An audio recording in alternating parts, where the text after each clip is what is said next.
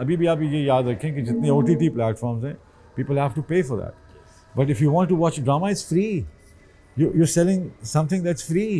You know what I mean? So you can't be generating the kind of money and that kind of things that you are thinking of rather than a paid content. और अब मेरे ख्याल में अगर OTT platforms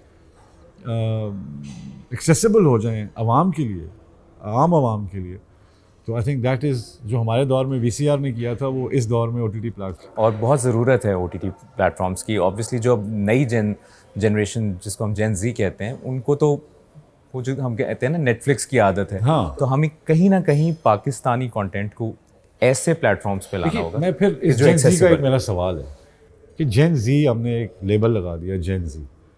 जेन जी जो है वो एक जनरेशन है, ठीक है ना।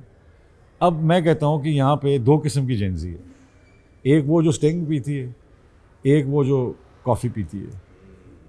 तो आप किसको केटर कर रहे हैं? आप स्टिंग पीने वाले को कर रहे हैं या आप उसको कर रहे हैं? So which Gen Z are you looking for the messes?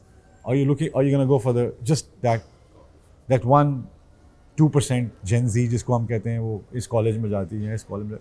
You can't deny people entertainment just because उनके पास पैसे कम हैं या उनका स्टेटस कम है या वो ऊंचा है, वो नीचे है, वो फला है। सो आई थिंक कितने जेन जी हैं, आप रिसर्च करें, जो नेटफ्लिक्स देख रहा होगा जेन जी और उसके पास गाड़ी वाड़ी घर वर सब है, न्यूयॉर्क से आया होगा या जहाँ से भी अमेरिका से आया, मुझे वो बता दें कि वो कितने ड्रामे देख रहा है या वो कितनी फिल्में देख रहा है पाकिस्तान। सो इस रिसर्च को देखना और इसके अंदर नंबर्स ढूंढना बहुत ज़रूरी है कि नेटफ्लिक्स व्यूअर्स जेन जी और है और आपका जो इधर वाला जेन जी वो और है। मतलब आप सड़क पे कभी किसी ने आपको कहा गेम ऑफ थ्रोन्स देखिए, आपके ड्राइवर ने कभी कहा, उसका भी तो बेटा है, वो भी उसी उम्र का है, उसने कभी गेम ऑफ थ्रोन्स नहीं कहा, उसने कभी ये नहीं कहा माइकल जैक्सन देखी या नहीं देखी।